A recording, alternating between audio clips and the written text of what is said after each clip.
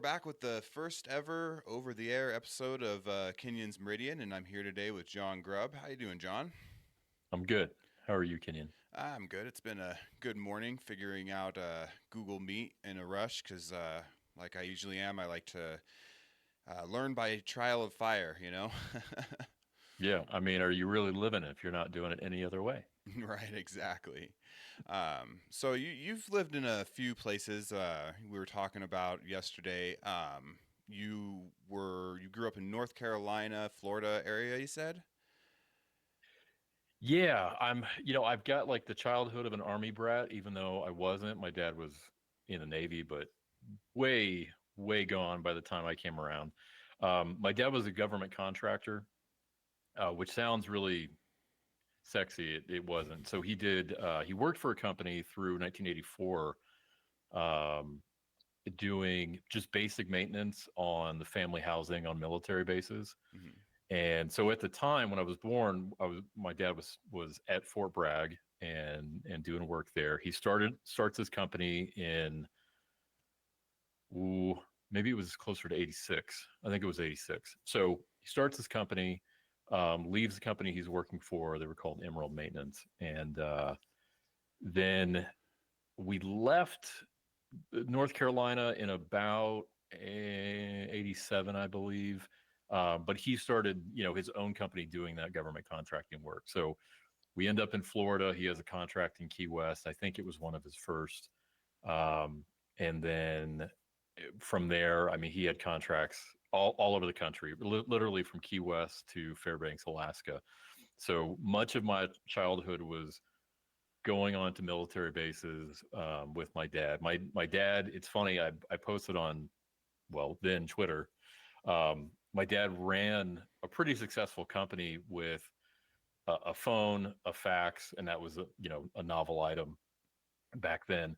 A Rolodex, and then a big desk calendar. That was his entire operation. Oh wow. And so I look at that a lot, like what am I doing wrong? He ran this again pretty successful company very in a very analog way. Um, so yeah, that was between North Carolina and then Florida. I kind of feel like I grew up in Florida, South Florida, and then at 13, my parents decided to move to Georgia, and so I started a new high school. Went to a couple different schools in Georgia. So I don't know where I'm from. I usually say the South. I think Florida is about as south as you can get, even though it's not really. So yeah, I kind of lived all over, and then went out to California at 17. And I remember we flew in at night. The very next morning, I'm on the 5 or Interstate 5 for non-Californians, and everything, like the freeway, the hills, everything reminded me of my childhood, which was pretty much lived in front of a television. So from Chips, the A Team, I was in awe of California. So I remember being on the 210 freeway like later that week, and the 210 is where they filmed a lot of Chips episodes. Wow. Um, and so I'm just, in my mind, it's like, oh yeah, Ponch and John are on their bikes driving down the freeway. This is awesome. I feel like I've arrived, but I was a stupid kid and didn't know better. So I remember I felt similar the first time I drove myself down to it was Northern California too. I was like, oh man, I might get to meet Snoop Dogg or something today. And it's right. like, no, yeah, you're in not the right area for one, and for two, like it's a pretty big state. There's a lot of people Yeah. walking around, so Yeah. that's funny. So one of the things I like to I've always liked to do before the show and stuff, and so I'm gonna start doing it now. Is I like to find out like the differences between how life was growing up in different places and how it is like here in Idaho. So if you had to say like one thing that was different from growing up in North Carolina and Florida and stuff to now living in Idaho, what would you say that one main difference is? Gosh. So this is going to sound super corny, and I kind of feel like I grew up in one of the best decades. I was born in '79, but I'm like an '80s kid and I guess a '90s kid to an extent. Um, And so, on X, especially when we talk about, like bringing back Pizza Hut and stuff like that. I mean, that was my childhood. Um, when we first came to Idaho, we'll get into our time in California, but when we first came to Idaho, I remember, we moved here in June. I first visited East Idaho in May, and it was a pretty mild winter, so the snow was already gone. So I see Idaho, basically for the first time, like where we're going to live. I see it at its very best. Hmm. So it was green and lush, and just it was wonderful. I remember walking around our neighborhood my second day in Idaho Falls, and just thinking, this is paradise. I love it. Hmm. And so that summer, the sun sets really late, people are out really late. One thing we noticed was it was not uncommon to see packs of kids on BMX bikes up until like 9, 10 o'clock at night. Now, technically, we saw something similar to that we lived in a very poor part of LA County, Hmm. but those kids were like, they didn't have parents, or they had a dad in prison, or they were gang members, right? Hmm. And so seeing kids innocently playing, it just took me back to my childhood, because that was, Yeah. from an early age, I'd get on my bike, I'd be gone.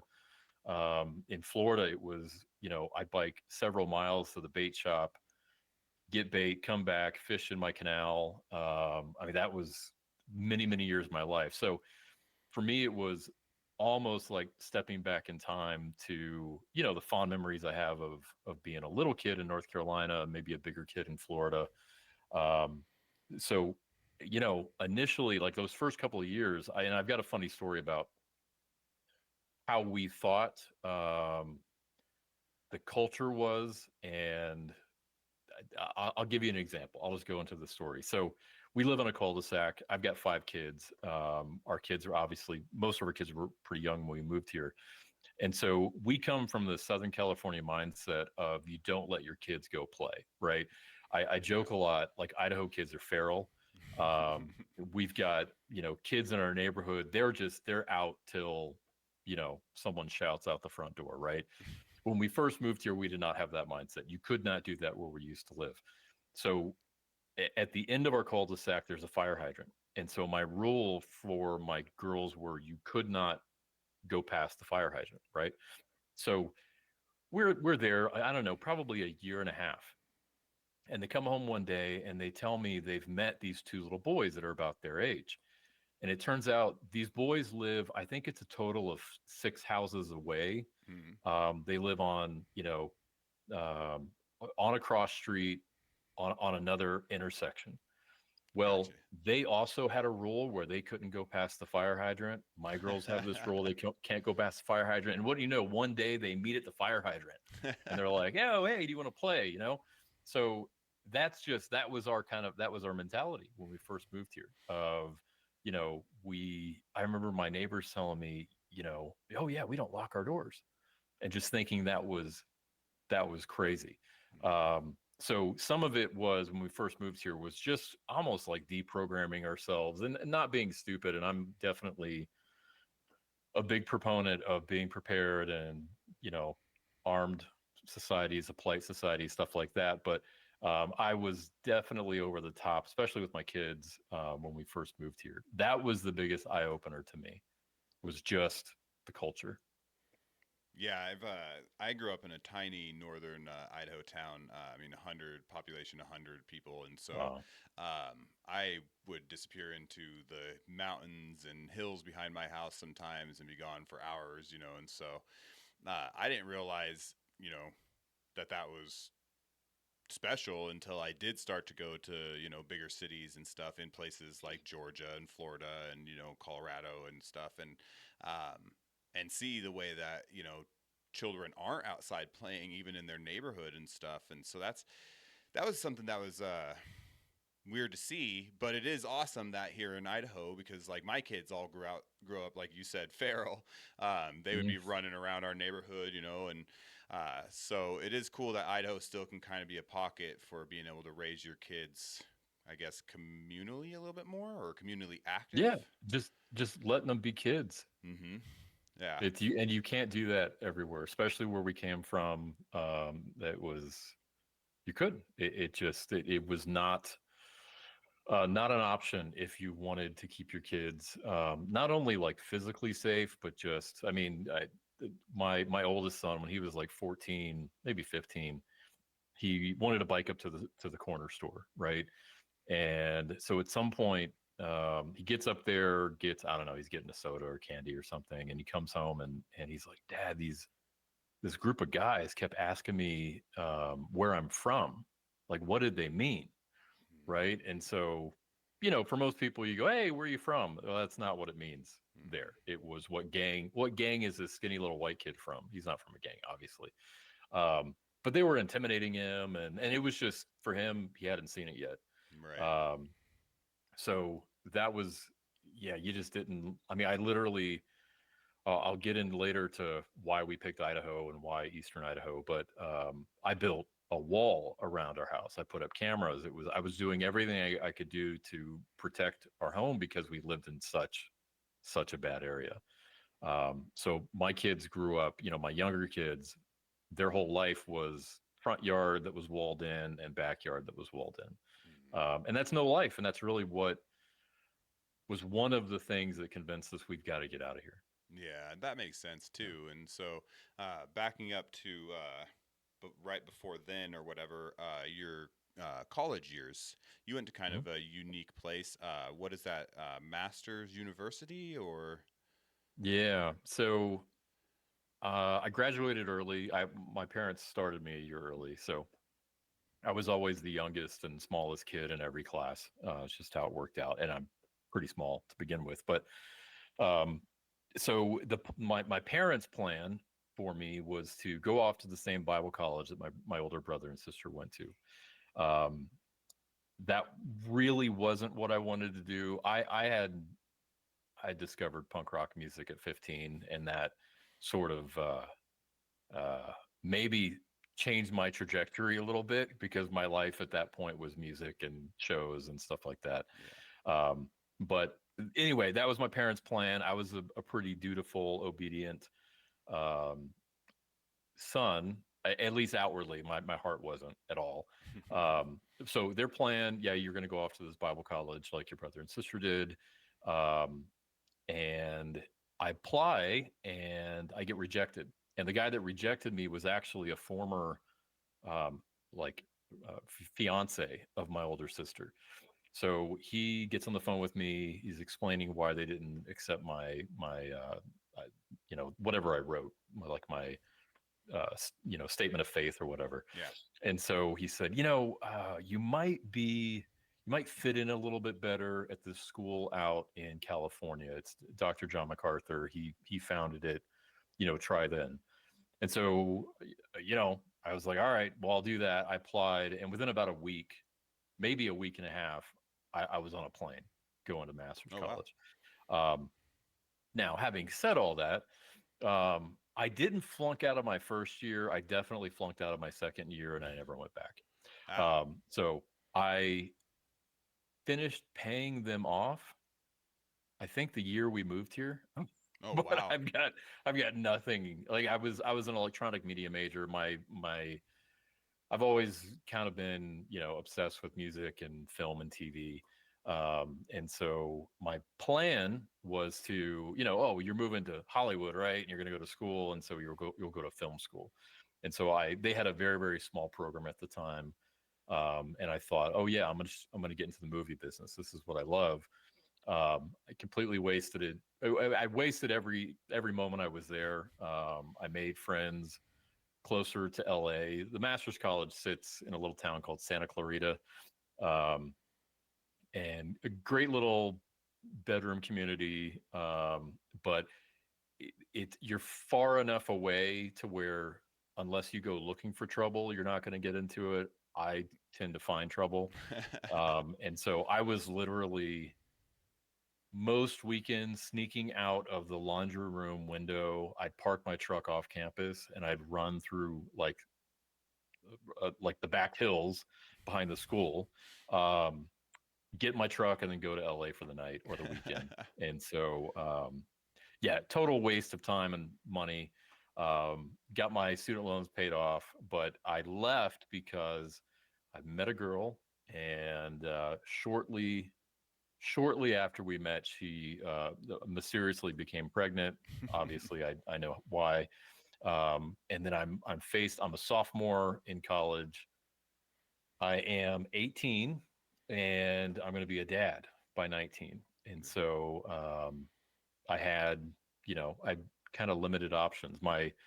That call home, my parents, I was raised in a great, solid Christian home. I said my heart wasn't in it. I was pretty rebellious, but calling my folks and telling them I have a girlfriend, and she's pregnant. It didn't go well, obviously. So they basically gave me, I mean, they didn't basically, they gave me an ultimatum.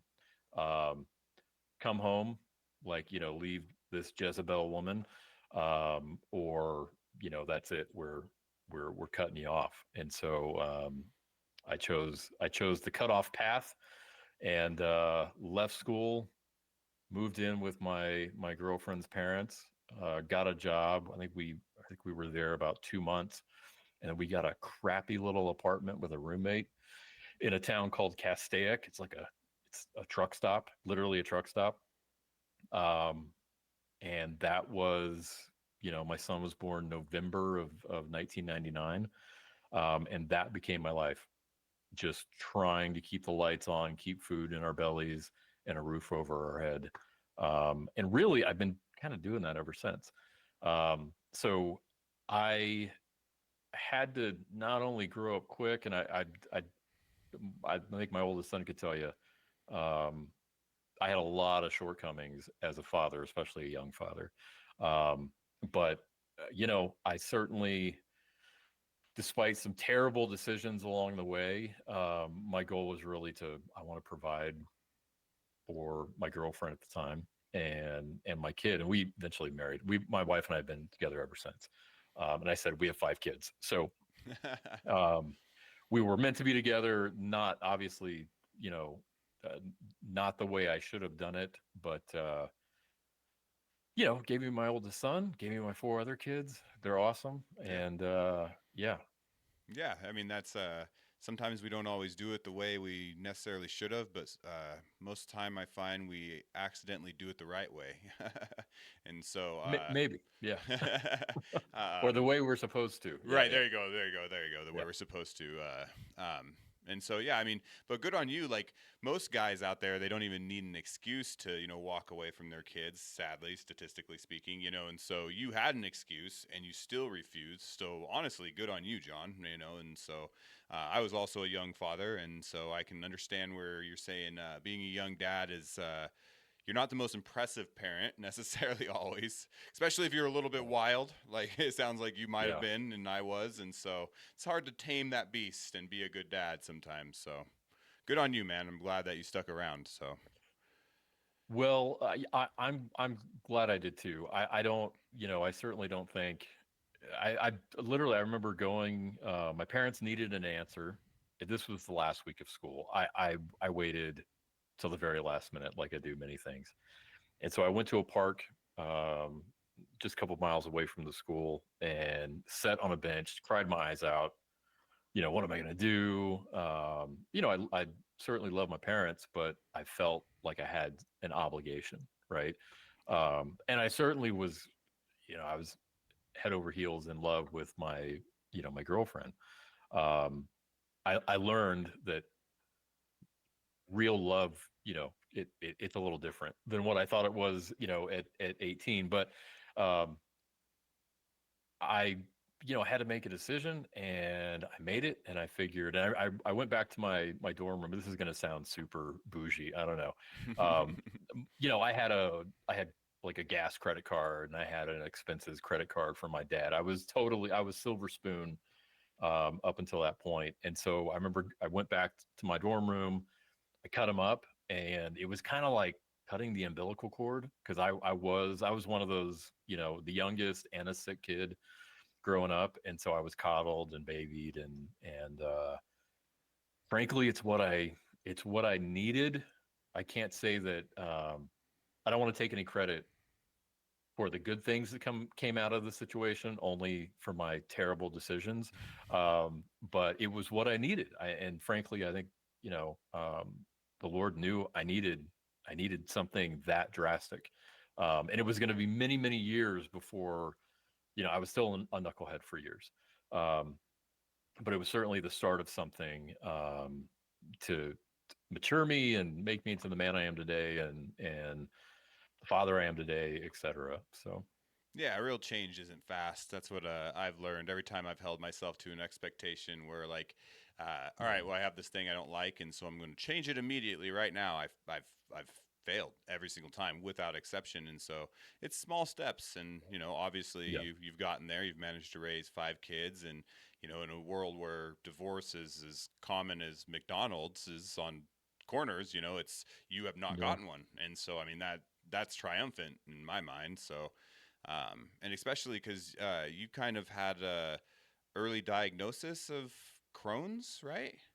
yeah, yeah. So I got really, really sick at 10, and by 11, like you know, again, I'm a small human. I was a very, very small kid, and I had as a toddler, I'd had multiple seizures, and so my mom was told, oh, if these continue, it probably becomes epilepsy. But they stopped at 3. Um, but then 10, I started having a lot of gut issues, and by 11, I think I'd gone from about 100 pounds to 69 pounds in the span of a few months. Oh wow. At the time, I had heard of Crohn's, but most people hadn't. Hmm. And the doctor that diagnosed me, he hadn't seen it in a juvenile. Yeah. And he was, not a real old guy. It's funny. I emailed him. I found him. He was still in part time practice, and I emailed him and just thanked him, for being a great doctor. He replied. We were supposed to get on the phone. It didn't happen, but um, yeah, I got real sick. I was in the hospital for several weeks, and then that that was one of those things in my life where, like, talking to adults, I didn't really talk to adults before then, but Yeah. suddenly you're in a hospital, you're having to answer all these questions and do a lot of uncomfortable tests. And so that was definitely a point where, I grew up a little bit.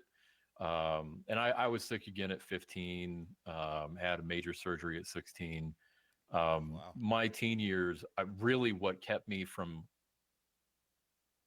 way more terrible decisions was probably that Crohn's diagnosis. There were just some things I couldn't do, even though in my heart I probably wanted to, and not that I found a lot of trouble. I got a car at 16, and I was gone. By that time, we're in Georgia, and um, we lived in Athens, Georgia, which is the home of University of Georgia. So it's a big college town, and Athens is, I think they think they're a lot cooler than they really are. But in the mid '90s, being in Athens was kind of magical. Um, and so you know, I got in my share of trouble. So yeah, the Crohn's diagnosis, it's everybody with Crohn's, what I've learned, everybody who has a Crohn's or colitis diagnosis, everybody's different. I mean, like, radically different. I would say I've been diagnosed with a moderate case. There are some folks who are totally bedridden with it. I have had points in my life where I'll drop weight, get really sick. In some cases, I haven't been hospitalized in a while, but I've been on all the different medication, from steroids to immunosuppressants. Fortunately, I haven't been on anything consistently since 2018, and it's really all through diet. I've Good. had a couple flare-ups here and there. I had major surgery in 2018, like life-altering surgery. Um, but it's just one of those, like, thorns that it's not going away, and Yeah. so it changes your life. I mean, it limits you in some ways, and I think in other ways, it I was probably not the empathetic person I should have been.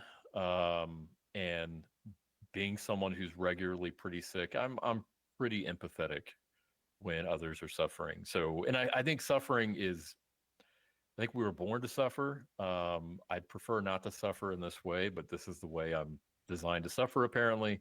And so I think it's a net positive, even though, yeah, there are days where I absolutely hate it, and I, you know, it has been limiting. My plan prior to, I wanted to be an army man. Like that's growing up, like that's all I wanted to do. And when 9/11 happened, I was working at Home Depot. I watched the second plane hit the tower. And within a week or two, I was at the recruiter's office trying to go do my part. Crohn's permanently disqualifies you from any branch of the military because I tried three of them. Um, and Yeah. so, and that was frankly like that was kind of like it's still a regret as a 46-year-old man that I couldn't serve where a lot of my friends were and a lot of my peers now did. Um, so yeah, I don't recommend bowel disease, but it's just something you learn to deal with. Yeah, well, I mean, it sounds like you adapted well. You could have, let it follow you your whole life and used it as something to feel sorry for yourself, but you've embraced it, and it doesn't seem like it really haunts you too much anymore. So that's good. I wouldn't say I've embraced it, but yeah, I have adapt, and I can't even say overcome, but I've adapted. Yeah, and So it's one of those things where if you've got anything like that that's painful or just annoying, even there's little things that yeah, we can have oh, that are yeah, just frustrating and stuff. It's hard. It's really hard to focus sometimes. It's hard to get up and go do your day, when you have to worry about this thing that's going to possibly bother you even worse throughout the day if it started out already being bad. So, yeah, I mean, it's one of those things it's hard to, adapt to, but it seems like you at least did that. So, that's solid. And then, so at this point, you've been on a few, campaign trails. Is that right? yeah. So I guess I should explain coming to California or coming leaving California, coming to Idaho, and then kind of getting politically active. I think that would make the most sense. So um, it is 2015. Um, my wife and I both started thinking of moving out of California. Now, what had kind of anchored us there is her family, and then at the time my mom is still in California, but I had my mom, my sister, nephew, and niece, and then my wife's family, and we're very very close with my wife's family. So, oh, and then at the time we had all the grandkids. Um, so leaving any discussion of leaving, it didn't go over real well. And obviously, my in-laws didn't want to see their grandkids or their daughter and maybe me, move away. But 2015, we really start, considering it. Um, I had started our business in 2013, and by 2015, we went to, start looking at home loans and realized I didn't have enough financial history with the company to get a home loan.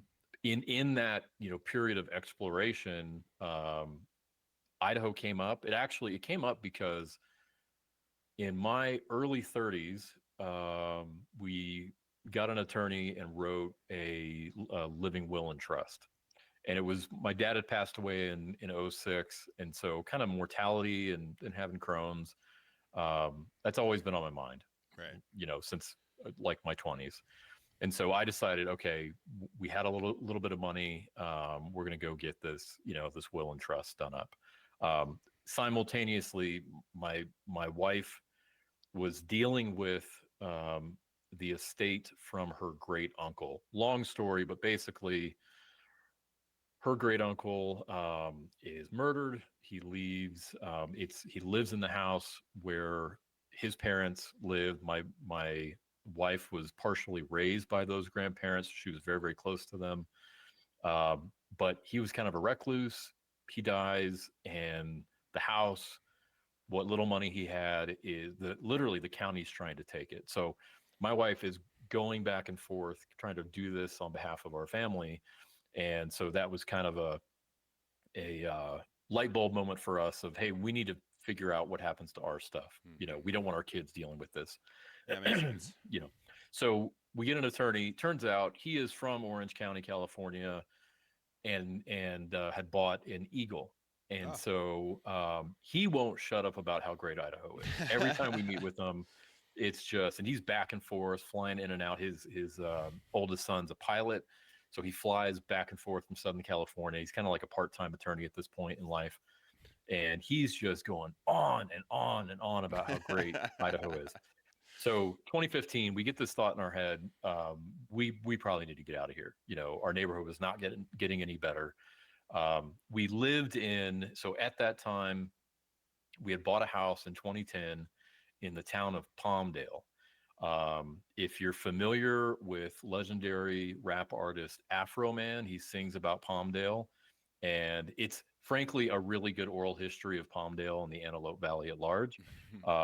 The Antelope Valley in the early to mid 80s was all aerospace.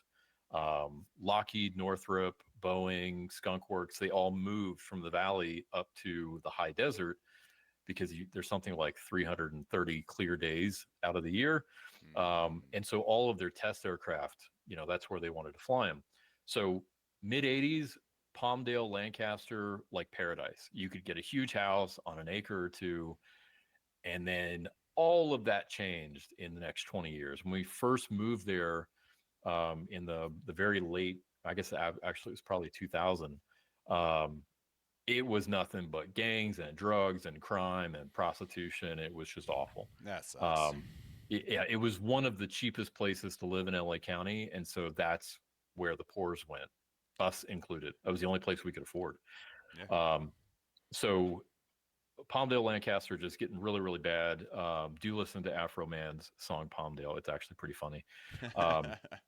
But so we're hearing about Idaho. We want to move, and we decided, all right, we're going to take a week. We're going to drive up to Idaho with the kids, and we're going to, we rented like a I guess Airbnb or something, right in the foothills, like northeast of Boise, and it was like we hadn't taken a vacation like that. We never had the money to. It was amazing, but every single day we would go to Target, we would go to Albertsons, we would talk to people. I noticed I didn't see graffiti. Now, again, this is 2015, and I'll get to some thoughts I had about Boise at the time, but there weren't dirty diapers in the parking lots, which is a very common phenomenon in Southern California. Loaded diapers left in the parking lots. But talking to people, it was just an entirely different, vibe, culture, whatever. So we really went out of our way to like explore the land, like really, do due diligence and figure out, is this a place where we could uproot our family, our business, our homeschool, leave the family that we have in California and move to Idaho. Yeah, it's just home sort of thing. Right, yeah. Right. And driving home, we just could not stop talking about it. Now we knew enough about the home loan thing where part of that conversation on the drive home was, well, we're probably stuck for a little bit, but in the meantime, we could build this wall, in the front yard. We could put up cameras. We could kind of fortify. But in our minds, it was, okay, I think we're going to end up there. Yeah. So, and we get back later that year that we went up in the, late spring, early summer to Boise. But later that year, we looked at houses all around, far west Palmdale, far east Palmdale, which can't go anymore. The cartels literally run East Palmdale. But we looked, same thing, like, the house we could get in Idaho, for what we would pay in California, you'd get like a shoebox or you'd get like a mansion in Idaho. Yeah. It didn't make any sense to spend that kind of money in a place Right. where even if we bought 10 miles out of town, we're still coming into town to do our grocery shopping and Target and Walmart and all that stuff. And you're encountering the same culture. And really what had gotten so bad in the Antelope Valley at that time, it wasn't a people group. It was nothing other than the culture was just, it was a culture of death. There's no other way to put it. Yeah. Um, many times we would be in line checking out or doing some shopping, and to see how mothers treated their children, how they talked to them, how they would beat them, how men. I almost got into a fist fight with a dude at Goodwill one day because he came in and started screaming at these women, and I just like I saw red. I don't remember everything, but I don't think any man had ever done that to him. Like, hey, you can't talk to women that way, right? Yeah. But it was just this culture that didn't put a big value on human life, um, and it was one of those areas where at the time it was kind of novel, but all our entire neighborhood smelled like weed 24 hours a day. Every night it was ranchero and mariachi music, bumping throughout the neighborhood. And Ranchero, then mariachi music, and then the smell of weed. Yeah, that just honestly, constantly. I mean, Yeah, that might be right for the right people, in certain times of our lives and stuff. But like, if you're trying to raise a family, that's not. No, it's not right. family. When you Yeah. have three little girls and then, two skinny little boys, no, it's not, an ideal environment. But it Right. was, again, I can't stress culture enough. Yeah, and I could go into detail with the things that led me to that conclusion, but basically, you know, how do I say this without being radically offensive? The parts of the third world had just moved to Palmdale and Lancaster because it was cheap. Yeah. Um, and then the very worst elements of Los Angeles had moved to Palmdale and Lancaster. It Mm, is no exaggeration to say Palmdale was literally where LA County would drop off pedophiles who had just bonded out or left prison. They holy cow. literally would drop them off on Palmdale Boulevard at the motel. It was sort of like the dumping ground for LA County. And then you Wow. have this huge influx of affordable housing, Section 8, it's what they call it in California.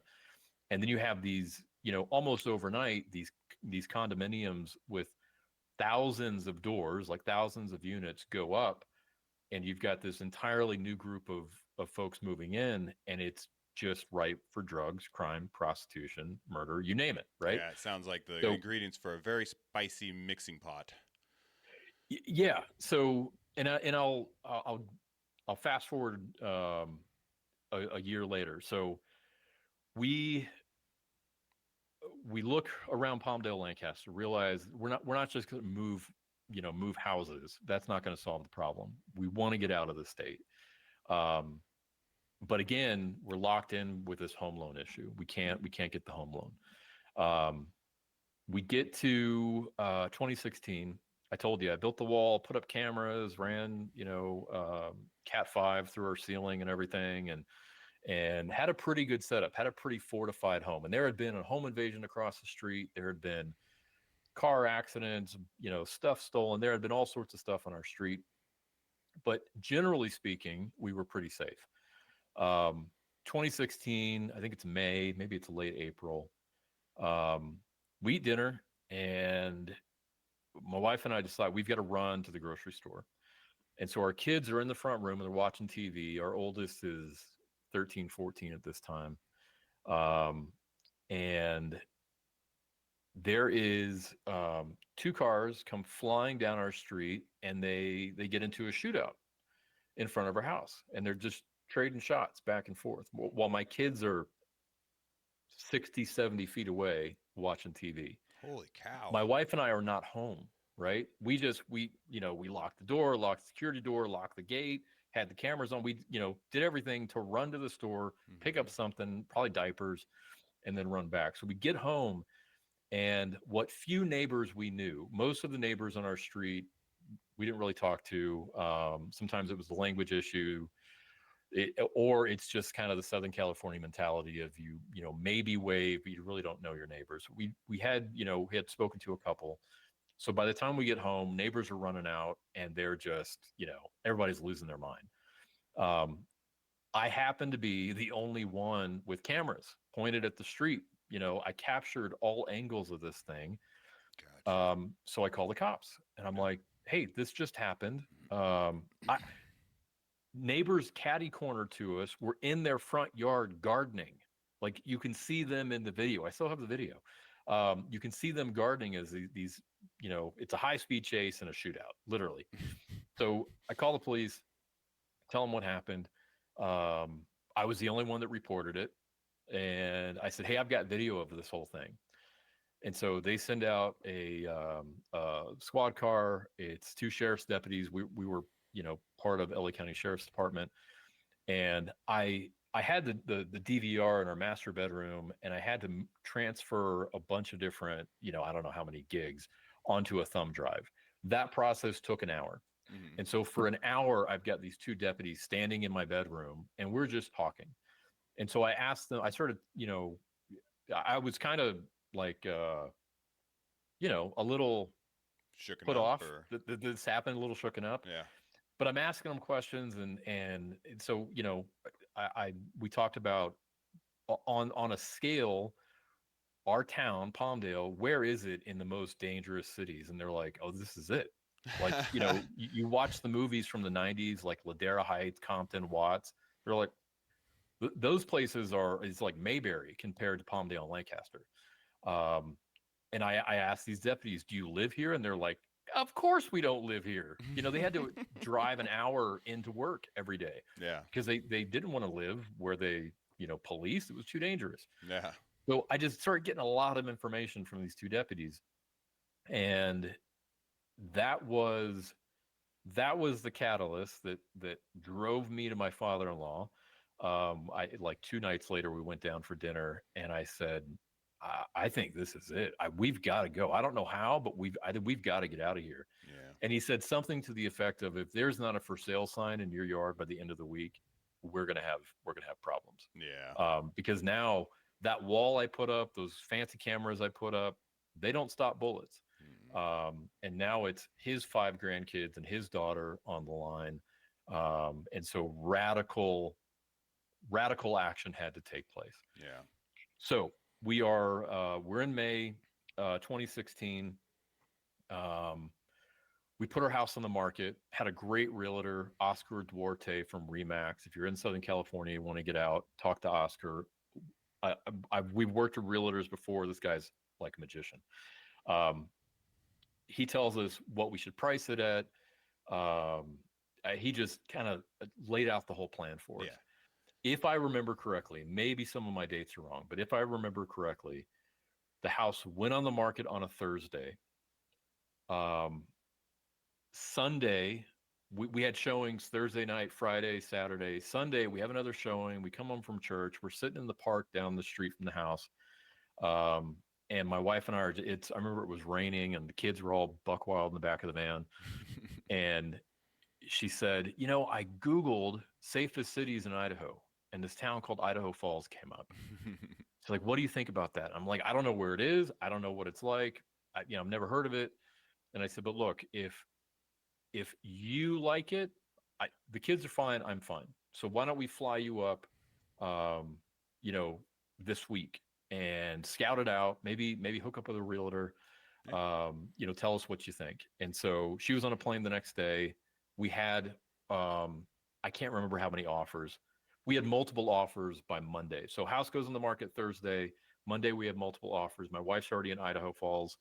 Um, Literally in the 3 days she's in town, she's putting offers in. From the moment the for sale sign went in the yard to the moment we're pulling into Idaho Falls with our moving truck was 6 weeks.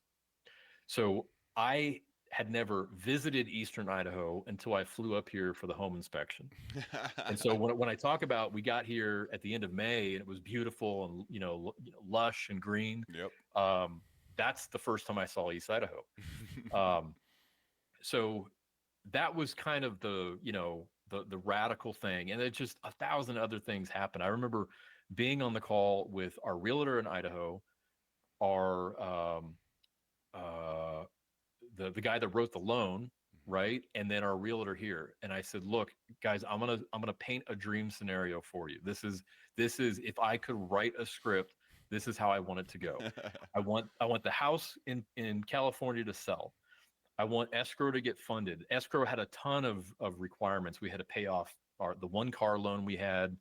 I had to pay some minor credit card debt, and then I said, and I want that to go towards the down payment for the new home. I want to basically move, and I don't want to spend a dime.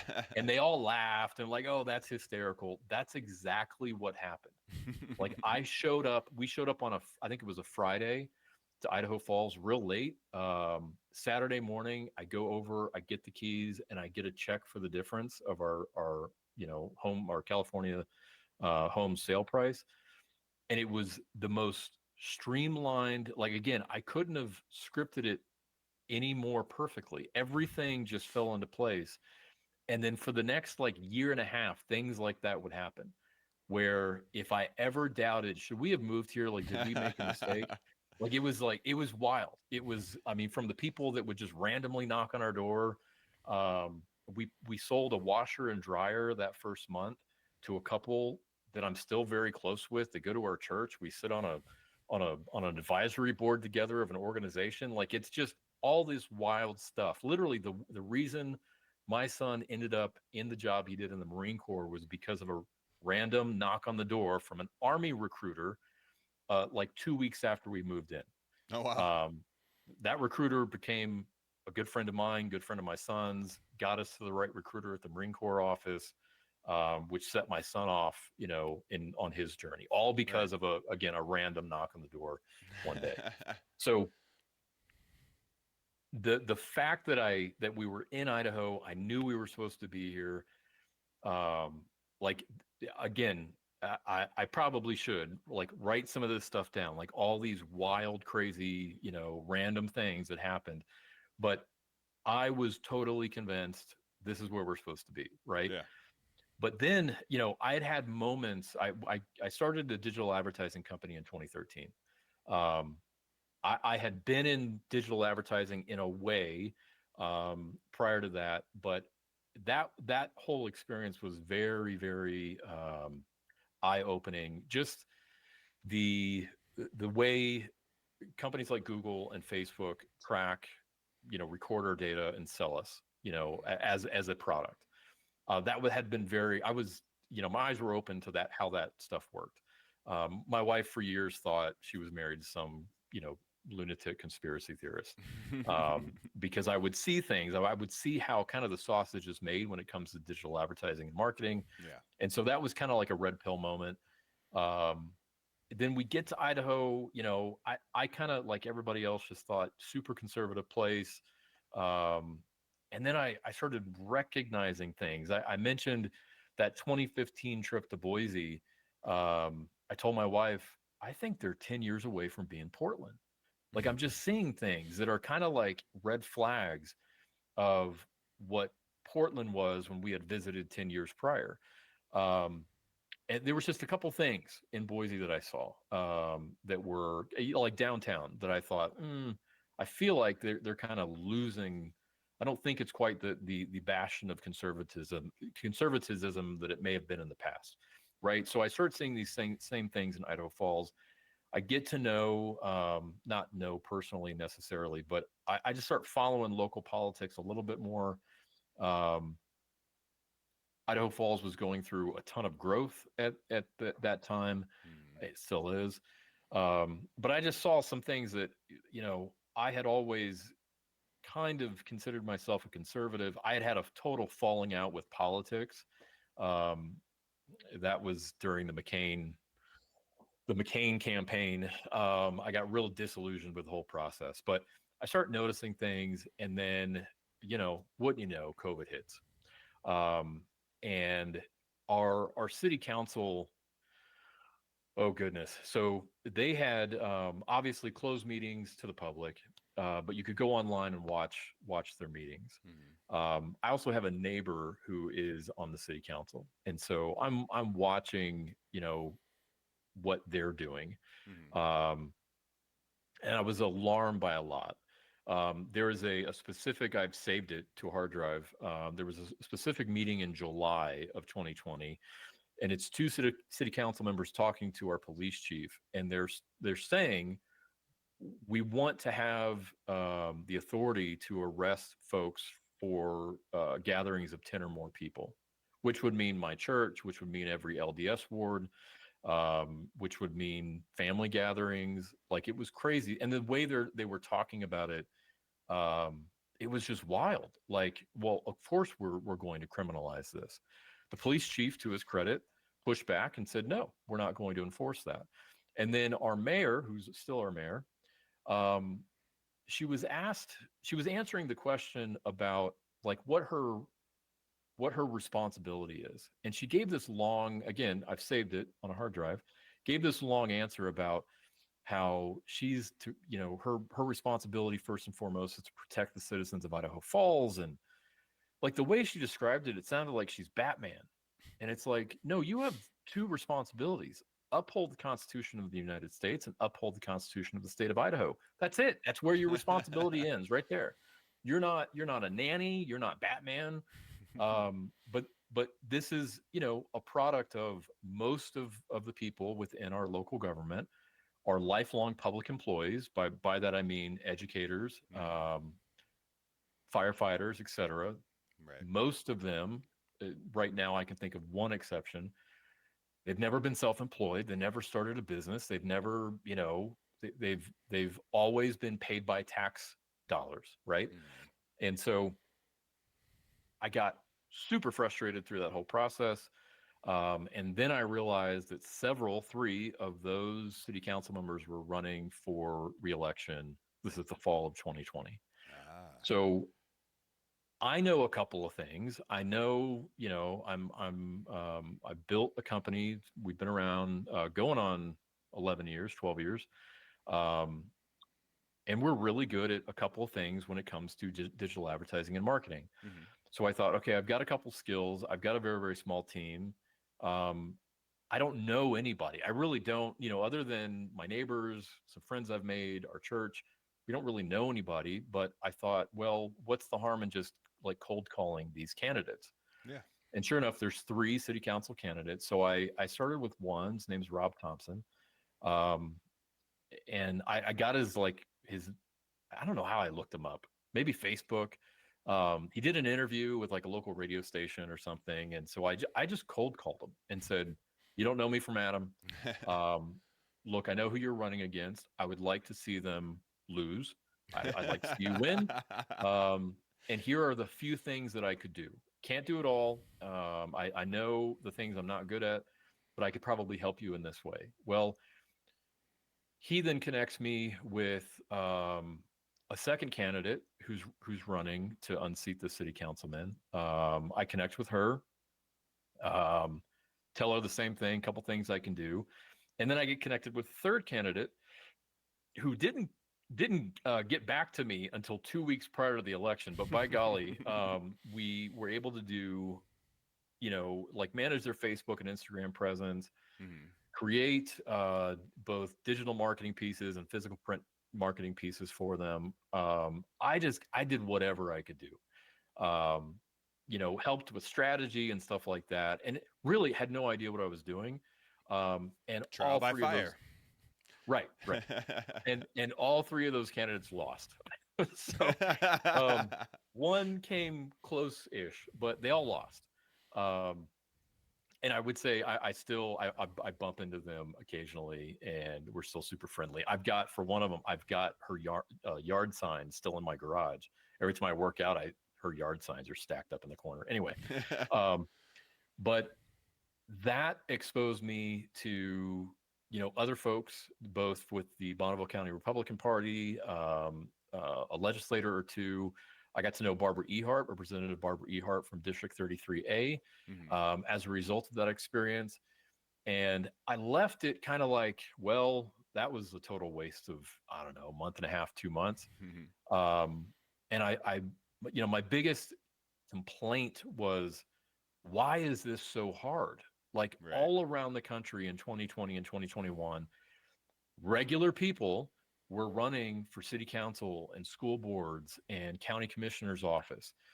And why can't I go to a website and download a PDF that says, okay, here's how you run for office. Here's the Yeah. 16 or 24-week plan. Here's how you post. Here's what your messaging should be like.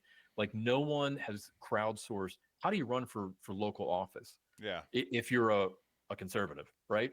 Um, so I decide, okay, I need to build that. And if I don't build it, someone has to build it because it should not be this hard. I realized with each of those three candidates, we were kind of reinventing the wheel every time. And it didn't make any sense to me. Hmm. So at some point I have this conversation with Representative Ehart. And I just said, look, why is it so hard? Like why you've got all these people that are suddenly like paying attention to school board races that never did before, or precinct committeeman races. Um, but they don't know what to do either. You can't just Google how do I run for local office and get, good information. Yeah. And she's like, well, why don't you help me with this next campaign of mine? It was a primary. Or no, it was a general. And she said, build build your process, like build this PDF you're talking about. So since that time, I've worked on a couple of campaigns for Representative Ehart. She has a pretty regular Democratic challenger here. Um, I think I helped her once with a primary, and then just kind of like one thing led to another. I connect with Doug Toomer. Doug Toomer ran for State Senate District 35 against Mark Harris, who is not an ideal state senator for District 35, very much beholden to big ag.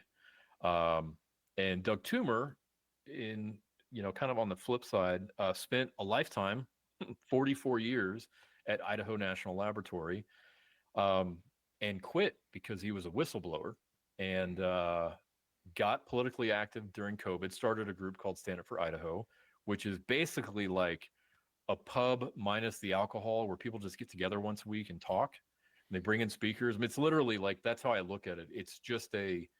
Um, it's just a meeting place where you can get together and share ideas Oh, that's and cool. conflicting ideas. Like we've had Democrat candidates come and speak. We've had school board folks that I certainly don't agree with come and speak. Um, we've had mayoral debates, stuff like that. And I'm not nearly as involved with Center for Idaho as I probably should be. But it was Doug's attempt to, hey, we can't just have this conversation on Facebook. One, because it's censored. Twitter was a dumpster fire back then, Hmm. and we really don't like talk about this stuff at church. We don't talk about it in Boy Scouts or whatever. We need a place, right? So Doug built this place, and they have a pretty good group get together every week. But Doug gets asked to run for state senate against Mark Harris, and called me and said, "Hey, will you be my campaign manager?" And I same thing. Like I know a couple things. I don't know much. I'm kind of learning as I go. But that first race that I helped him with, I ended up helping a couple other candidates who were just kind of like-minded. And Doug lost. 2 years later, we tried again. He lost that one. But all of these experiences, I can't say I've built that open source document. Yeah. It is certainly in my mind of what it would look like. Like it should be, there is sort of like a national level, like here are some criteria. And then the hope is that state by state, they can customize it. Right. And it's just a packet that you download that gives you like a calendar of here's where you start, doing Facebook and Instagram. Here's where you start doing this, et cetera. Yeah. Um, and I get there's a lot of packs that help with that. But really a true grassroots movement, I haven't seen anything like that yet. And hopefully I have a hand in helping to build it one day. Um, but that certainly, that experience from 2020, I'm embarrassed to say I wasn't more politically engaged prior to 2020. And there's a a problem that if you are anywhere, not on the left, right? So you're maybe even left of center a little bit, center right. We get real busy being really good employees, raising families, maybe starting businesses. We get really Mhm. consumed with just trying to build something, right? Yeah. And we forget that there is an almost unlimited supply of progressives, liberals, radical Marxists who are just, they would love more than anything than to occupy offices, be it school board, library boards, county commissioner office, city councils. Like that side is really, really good at recruitment, training, campaigning, election, et cetera. They're really good at that stuff. Um, but when I did, become more politically active, a couple things I've realized. Idaho is not as conservative as I was led to believe it was. Um, there are certainly the influences. The left will talk about dark out of state money when it comes to certain groups, conservative groups or conservative think tanks, and that's true. And even in the last couple of weeks, some of that has become more in the open. Um, but between agriculture and healthcare, I mean, we've got a lot of interest in Idaho, and unfortunately, we there is. I think most of Idaho politics has been sort of occupied by this all shucks, Stetson wearing cowboy hat, cowboy boot, farmer, um, who really serves at the behest of donors and not constituents.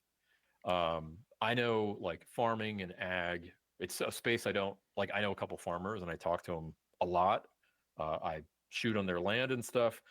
The subsidies, like I don't totally understand that whole world, Yeah, me but either. what I know is, you know, Monsanto, Bayer, whatever it is, the different companies, if the amount of money they spend for some of these offices is wild. Um, and so for me, it's like I'm going to continue to partner with conservatives that I trust. Barbara Ehart is a great example. Barbara is not, you know, I one thing I really admire about her is I know where she stands on a lot of issues.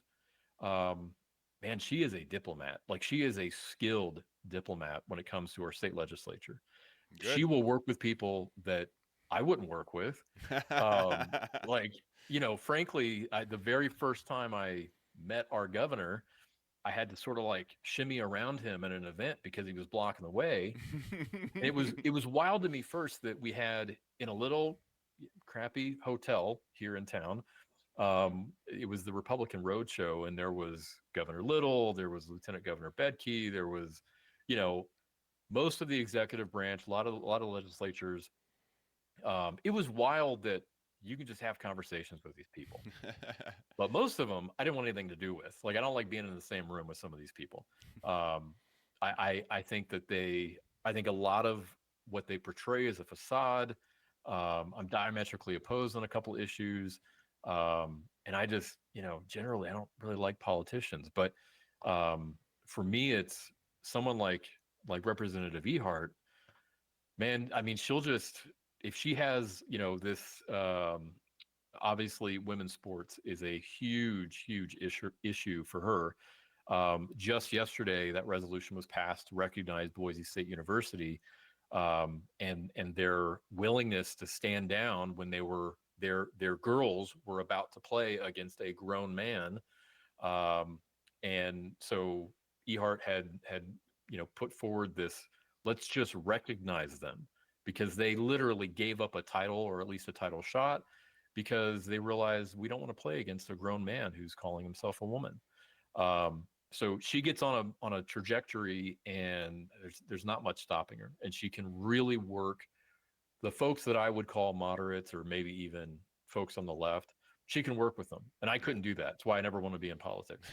Um, but there are, for some of us, knowing that there is a side, um, that is desperate to occupy some of these offices and thereby change policy, some of us have to forego. And I'm not saying this from like a look at me, I'm special. Um, what's more important? Like I grow my revenue an additional 8% this year, or I cut out a portion of my year to go help a grassroots conservative win an office, right? I'm not going to, sacrifice like raising my children or loving my wife, but when it comes to business, like I can take a hit. And Yeah. I've never done this for pay. Inevitably, I not only do a lot of in-kind work for these candidates, I donate to them for my own money, right?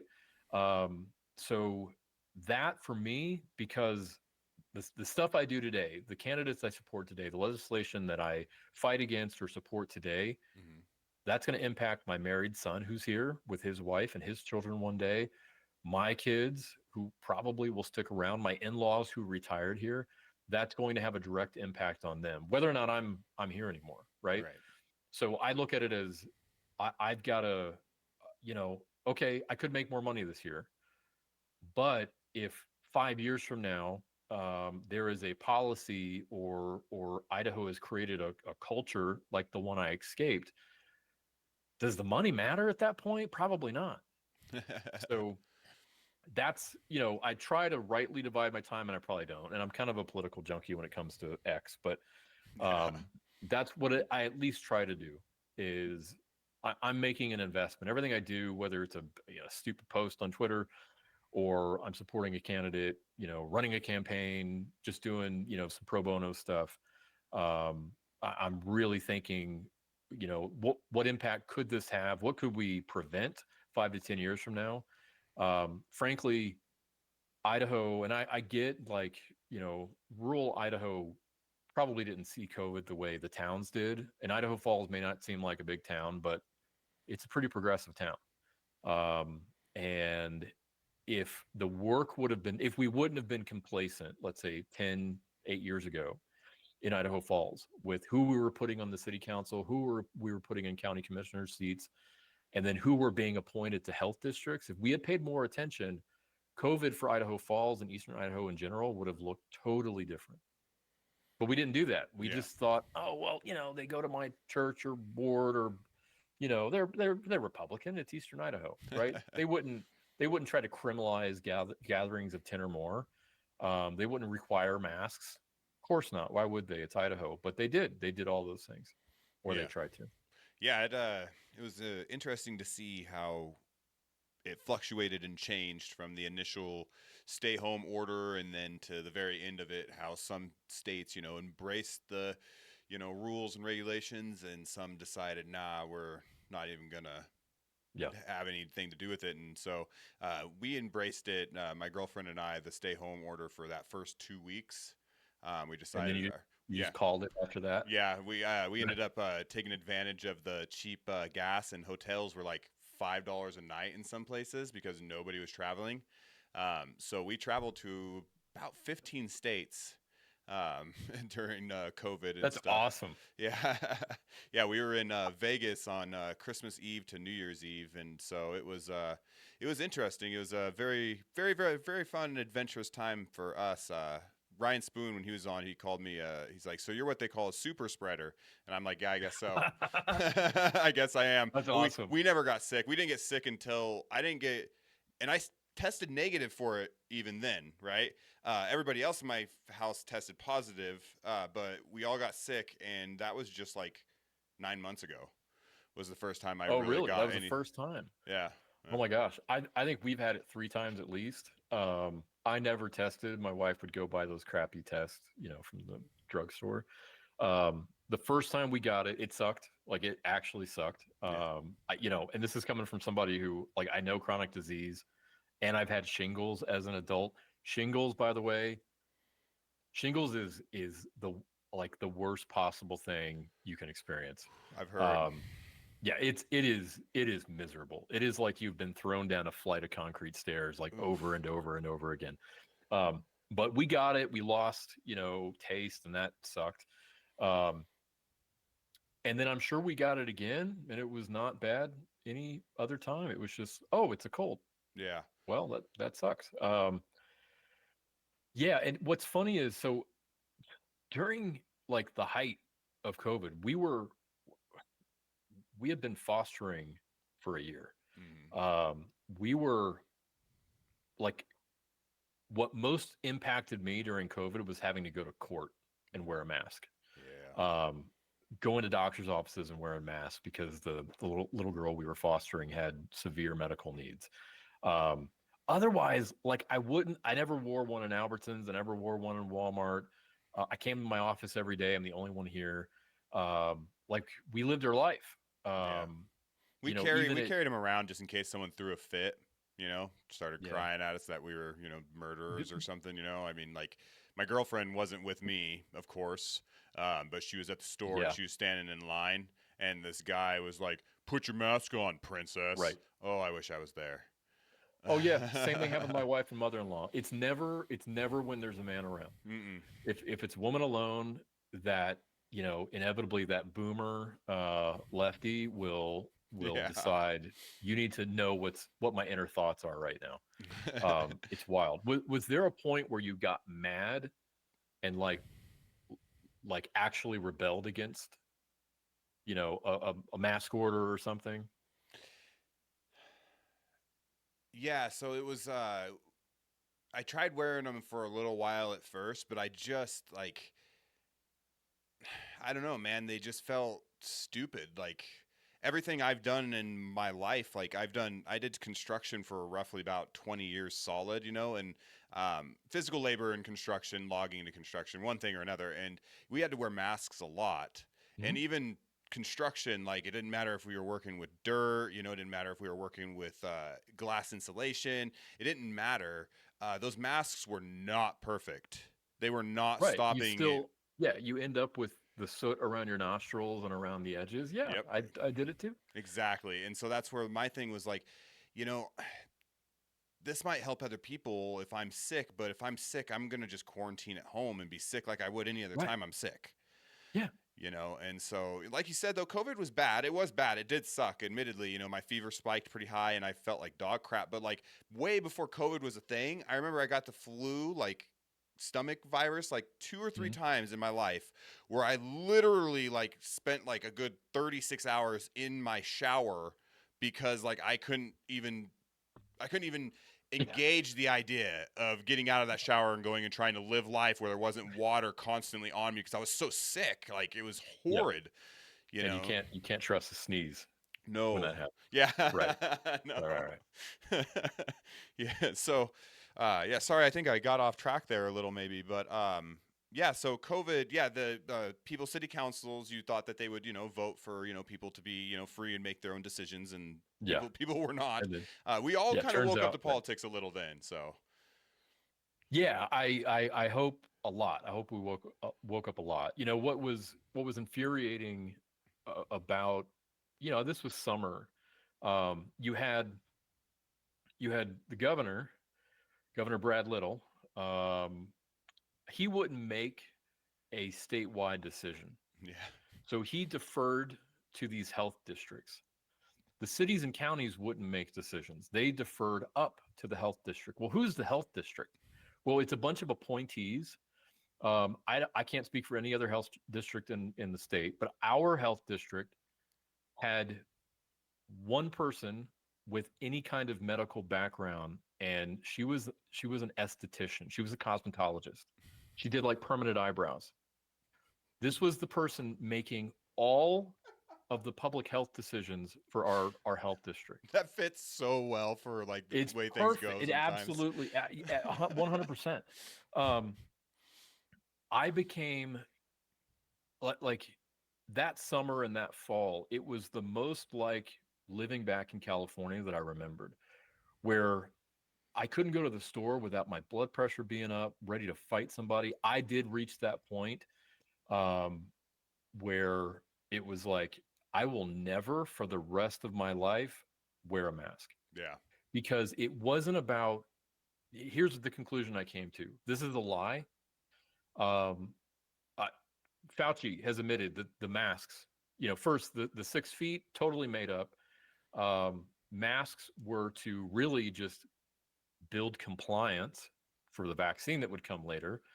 Um, I believed wearing a mask was participating in what I knew to be a lie. And for me, I don't want to live a lie in front of people. The most powerful thing I saw was if you would walk around a grocery store without a mask, people would take masks off. Mm-hmm. Yep. I It noticed that happened every same time. exact thing. Yeah, they just needed one person to just walk in there, like, come at me. Where's the the pinko boomer and his opinions? Like the guy that like trolls on Facebook. Where is he? Let him have a conversation with me. Yeah. So I became like defiant, and I was not very comfortable with any of it.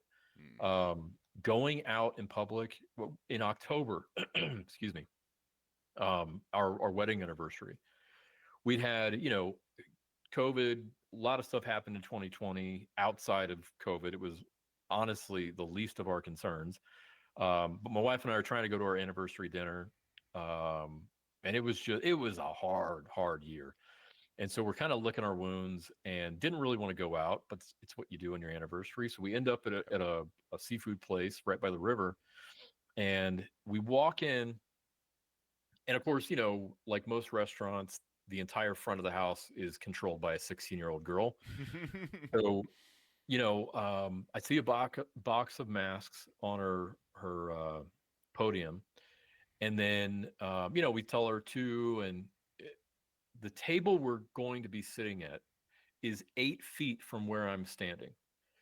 It's the second table over as you make a left, Right. right? It is 8 feet from where I'm standing, right? And so she goes, "Oh, you have to wear a mask to sit down." And I said, "Are are you going to take me to that table right there?" And she, "Yes, the table that's 8 feet away from where I'm standing now." "Yes, sir, you have to wear a mask. We can't let you dine here." And so I'm not, super proud of how I acted, but I took a mask. I held it onto my face. The minute I sat down, I slapped that thing on the ground. Um, and then we had a pretty miserable dinner because some 16-year-old was given the authority to ban people from eating. I get First Amendment. I get all that. Private business, capitalism. Yay. I get all that. That was the stupidest thing I'd ever seen. Yeah. So it was things like that that just got me like irate. My wife could not wear a mask. It caused her anxiety. She's never liked to wear tight necklaces, turtlenecks. Doesn't like anything around her neck and face. For her, it was incredibly anxiety inducing to have Yeah. something, some Chinese made piece of fabric over her face. So I think one time, I think probably going into the library, my kids wore them. Other than that, I basically made a decree. There are no masks in this home. None of you wear a mask. If they don't want us, if they don't want our business, we won't go there. Yeah. I just got really angry at the whole thing. I just saw it. It was a big old lie in my mind, and I Yeah. didn't want to participate in the lie. Yeah, I felt the same way as you. I felt when I was wearing it, I felt like a fake. I'm like, I don't believe in this. It was definitely one time where I separated and split widely from liberals on that in that regard. Yeah. It definitely it kind of opened my eyes to the fact that whoa, this party that like I considered a good party because they were the party of acceptance and open minded. Like you're not being Yeah. very accepted or open minded Right. right now. Like Yeah. I'm not hurting And anyone. right, and they're the party of anti-war and like social good, like all those things that the left used to be, which they're not today. Nope. The most pro-war party I've ever seen in my entire life, and oddly enough, for most regular like citizen Republicans, we're as anti-war as you can possibly be now.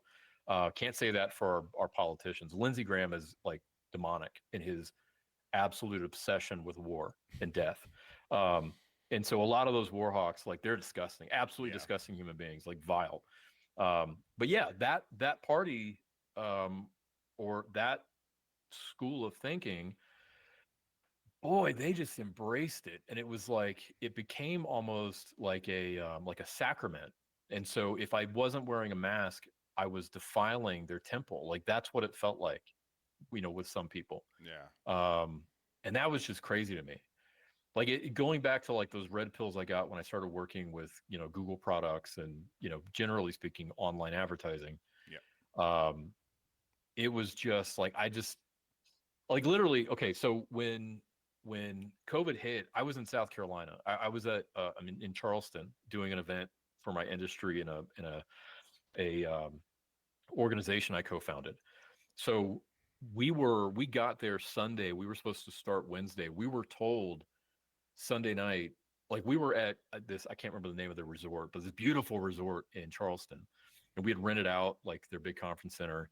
Um, and we were told Sunday night, um, you can try to set up tomorrow, but you may find chains on the doors. Um, we set up, we had our event. Almost every speaker did it over Zoom. And so we had to last minute get some super expensive projectors and do like a live stream event. Mm. Um, and then I remember flying home that weekend. I flew through Denver. Um, it was a ghost. Every airport was a ghost town. It was wild. Yeah. It was totally wild. And Yeah, I was in Denver even in then, 2022, and it was insane. It was really weird to me to see that because I was there and all the protests were kind of just starting to dwindle oh down a yeah, little. So the Capitol was torn to shreds, the Capitol building itself, and it was interesting to me to see that they were all like pro mask and stuff. Like you could even see some signs here and there, but none of them were wearing a mask. And they were all in these like, oh really? yeah, they were camped out in this big like almost like homeless city right in Yep. front of the Capitol and stuff. And like when you would see them when there's no cameras, they were just hanging out, they were just waking up and moving around, not a mask in sight. Oh, like every politician where they would do, you've seen like the video of politicians are like off camera and then, they get called up and they start putting their masks on and they do Yeah, their little speech and then they go off camera. And yeah, that was like, I hate deception. I hate deception. Um, like just give it to me straight, yeah, don't lie to me. yeah. So I Denver don't, I was a don't want to ghost be town. old You're school. right. Besides the Yeah. protests, that place was empty. Yeah. And so that was so you were saying you were heading through there and stuff on your way back from Charleston, and it just so like if it felt similar to you, how it felt to me, it just kind of felt really un-American during that time. Yeah. Is the only way I can really word Well, it. right. And a part I missed, and I this, you may find this controversial. Some of your viewers may too. Going back to 2016, right? So I grew up again, born in '79. I grew up watching Donald Trump on Fresh Prince of Bel-Air. Yeah, I grew up watching him in Home Alone too, right? Um, I wasn't like into The Apprentice, but I know up until about 2015, he was revered, right? mm, And so 2016 happens, and suddenly the entire universe turns on him, and he's literally Hitler. So that was like an indicator of, wait a second, like maybe I can't trust everything that my TV or my phone tells me. yeah, And then literally when I voted for him, I remember walking into our polling place.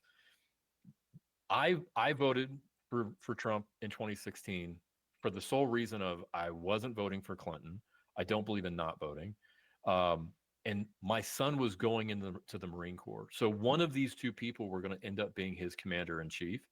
And I didn't want my son to die in war. And I was convinced Clinton's going to start a war. Um, so I voted for him. And I had all of 2016 watching the entire world call, Trump literally Hitler. Um, and I stopped trusting stopped trusting news. The reason I got so active on Twitter was because just give me the truth. yeah, Like that's all. I just want someone who I can trust. And I had a lot of missteps in the early days. And I think frankly, a lot of conservative commentators are they're either there for the money or they're a Fed plant. Like, I don't know. Not everybody's genuine. I totally, believe that. But I had 4 years of not trusting the media. And I would say I got on the Trump train officially in about February of 2017, because I just started watching their press releases. A buddy of mine who I met through Twitter built a program called Just the Real News that would just pull from the White House blog and publish it to an app. And for every department. So every department within the Trump administration, he was able to just create an RSS feed, and it was a really easy way of digesting a lot of information. And I just see, wow, like a lot of really positive things are happening. So I was on the Trump train early in 2017. So by the time COVID came, I didn't believe anything the media said, like nothing. Basically, whatever my TV or phone is telling me, I'm going to do the opposite. But then I see just the great lie it is, and the hypocrisy, masks, then later the vax. And I just, I didn't, that's why I think I got so angry. It was just, you guys are trying to pull something over on us, and I see through it, and I know I'm not crazy. And I don't want like my neighbors falling for it either. Like I literally, I have a neighbor who still wears a mask alone in her car. Oof. And I don't get it. I I don't don't get that get it. either. She's not from here. She is a transplant, but Hmm. um, it's wild to me. Like that kind of, I don't know. I don't want to be mean, but Yeah, I get it. I understand where it's hard to remain civil sometimes, or remain civil sounding when you're stating your opinion, but it just really is, how we feel about things, and that's what yeah, the Meridian is for. Is people are going to hear individuals from the left, and they're going to sometimes say things that they don't agree with, and they're going to hear individuals on the right, and they're going to say things they don't agree with, and that's just how it's going to be. And so it's super cool. Yeah, I don't hold it. I don't. Your opinion doesn't offend me. So, um, and your beliefs don't offend me. You're allowed. That's America, right? yeah, So, yeah. well, I mean, it sounds like it's yeah. COVID really was just a mess. No matter like what it was, or no matter what we find out in the future about how it happened or whatever, it definitely opened up a level of paranoia for me that I didn't know existed. So even a while back, my girlfriend ordered this like surprise package thing they have, where you get like a big giant box full of like sent back mail and things like that. Okay. And so we're going through all of it, and one of the things that she opened was a package that had bedding in it, and it's from China. It's got China and Chinese and stuff all over it and Yeah. stuff. And my mind goes to this place where I'm like, "Are you kidding? That's how that's how the Europeans took You out the brought, natives. Put those back in the bag. yeah, Don't touch you those." brought COVID into our home. You're telling Yeah, us this is gonna be it's super duper biological COVID. warfare. So, Yeah. but Yeah. I don't know if I quite got. I definitely started buying more American, and I try to buy Idaho as much as I can. yeah, Um, I love that it's funny, my organization. my like my Christmas list, it was like 4 out of 5 things were literally from companies in Idaho. No, cool. Um, and it was like that just felt good. I love doing that. I would love to think that I never ordered anything from China again. Um, but yeah. I get the paranoia, and we shouldn't have to live like that. No. Like both from a physical safety and like what's going on in the world right now. Shoot, the first day of 2025 was that was a little too buck wild for my liking. That was insane. Um, All the yeah, news, Tesla's exploding, just and kept coming. Yeah, yeah. yeah, people being mowed down in the French Quarter. Yeah, it's wild, and it really, it shouldn't be this way. It really shouldn't be this way. Like, Mm. let us raise our families, pay our own way, maybe save a little bit so we can pass that on to our kids. And I the the leave me alone.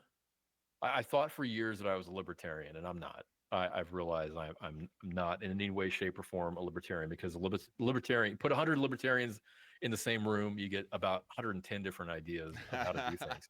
Idaho So I Joe can't just do said the that. same thing when he was on a couple weeks ago. Did he? Yeah, Good. Yeah, same he's. thing. He left the Libertarian Party just a couple weeks ago for that exact Oh, reason. really? I'm gonna Yeah, have to go. I'm gonna have to go follow him again. yeah. We've gone back and forth. I saw your interview, or I saw parts of it. We used to go back and forth, and I got to a point where I just unfollowed people that I don't want to go on Twitter to argue or go on X to argue. Um, but that's good. I think, you know, between Republican, Democrat, Constitution, Libertarian, whatever else, we do have a, I can't remember if it's Communist Party of Idaho. We have a Communist or Marxist I know party there's a as well. socialist party here because someone told me about Maybe them, and it's I'm that like, one. I want to talk to them. I've never actually talked to Yeah. someone who admits to being a socialist, so that'll Oh be boy. interesting. I want to actually hear what they actually believe, so that'll be interesting. Yeah. So, Prepare for strawmans. So yeah, socialists are. I mean, they're interesting. They don't have very good arguments. So, or at least they don't have arguments that stand past 1 to 2 questions. Um, but my wife has some very, very socialistic ideas. I mean, she has been a big proponent of universal health care, and I think that is a disastrous decision. Um, so it's something that, I have no problem with her wild ideas, and she's come to live with mine. Um, That's good. but See, that's my yeah, yeah, girlfriend and I. I won't say who is who, but one of us got the vaccine and the other didn't, and neither of us care. well, that's good. you That's know, good. so That is good. it's like I'm glad that you guys can do that, honestly, because I hear about people that are like, or I hear about people that have literally gotten divorces and stuff because of It's political awful. disagreements, and I'm like, what? Yeah, Why? How are you going to end your relationship with someone you love or said you loved because they right. differ than you politically? It's madness.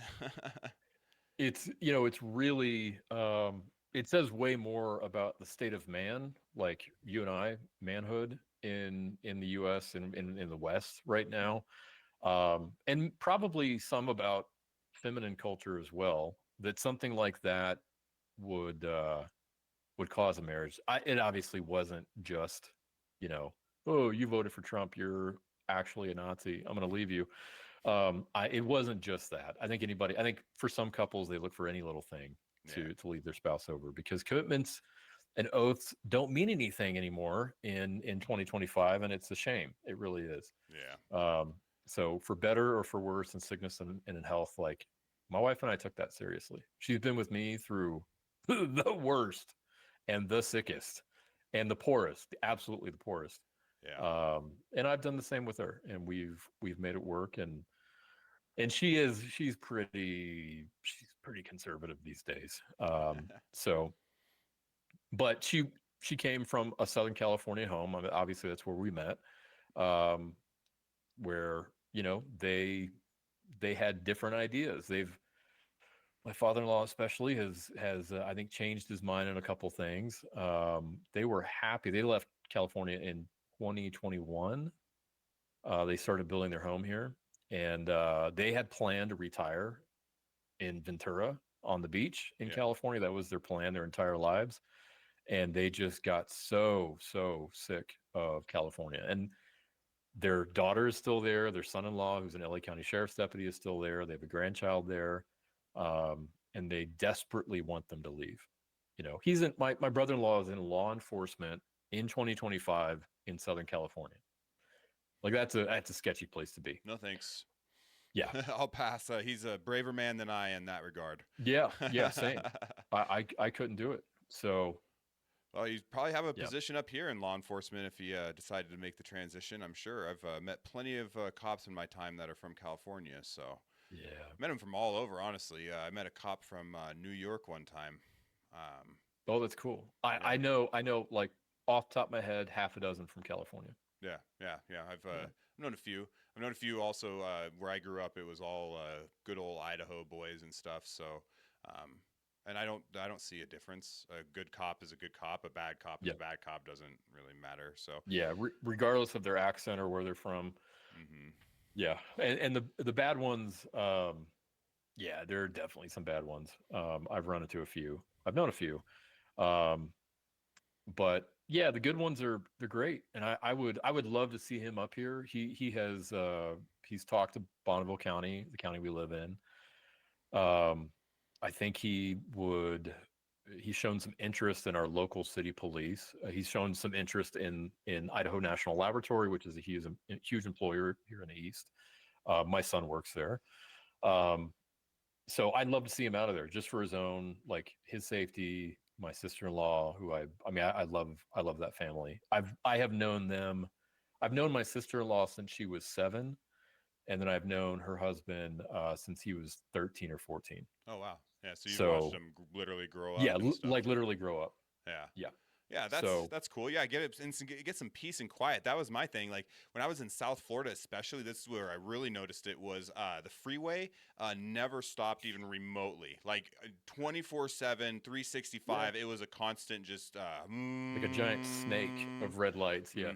Yeah, it was the Yeah. weirdest thing. And so like I remember when I got back to Idaho, I remember like getting to go off into the forest for the first time, and I remember just being like, "Oh my god, quiet." Yeah.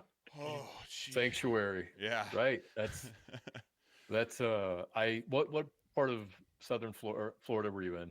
I was in Fort Lauderdale is where I was living for a few months and stuff, but I traveled up and down the rail system exploring and stuff during that time down in the Okay. Miami and all of it. So I walked a Yeah. lot of South Florida, like a lot of South Florida. I definitely learned a little bit more about neighborhood differences in South Florida than I'd Yeah. ever known anywhere else.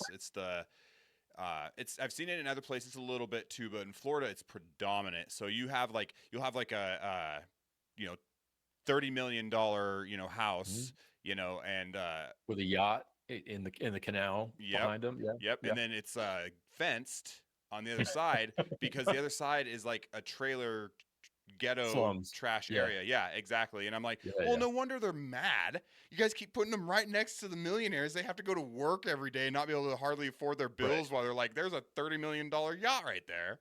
I'd be Yeah. mad too if I had to grow up with that. Like, why don't It's don't it's a torture people? wild. Yeah, like when you realize that Florida was basically settled by rum runners, moonshiners, the mafia, like it makes more sense. Like Florida, I understand Florida, man. Hmm.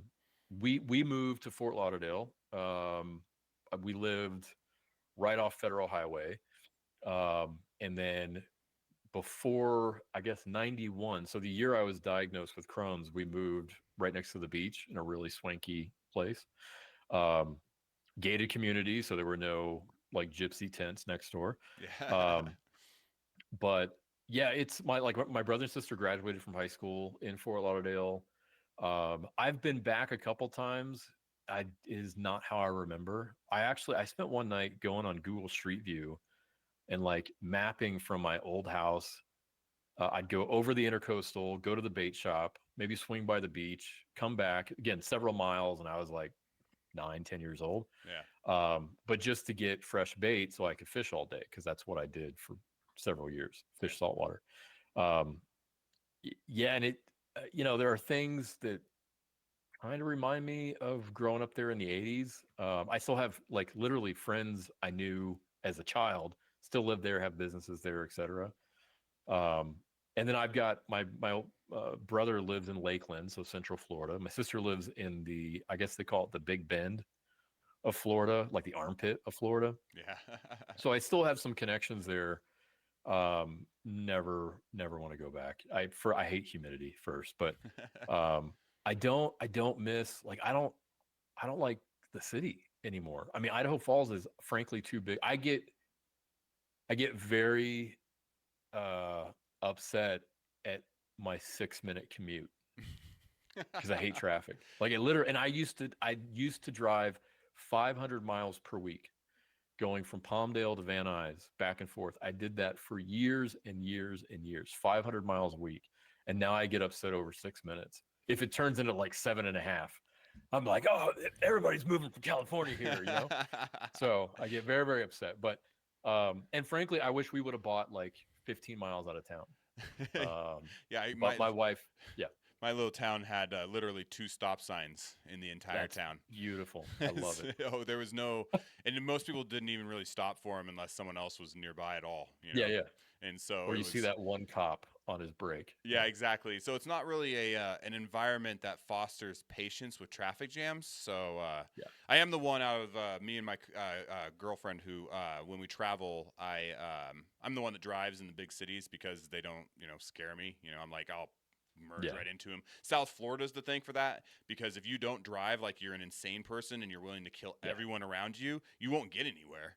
You'll just be stuck in Yeah. traffic, standing still the whole time, and you won't move because nobody will let you. That's that is Southern California. The only difference is something like 60% of the drivers are not insured.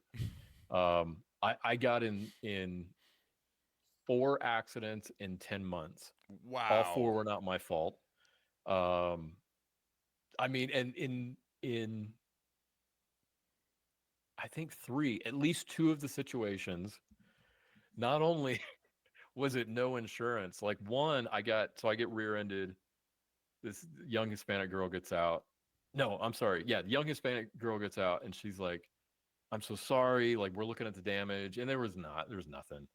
Um, and she's like, can you say that I was driving? And I'm like, why?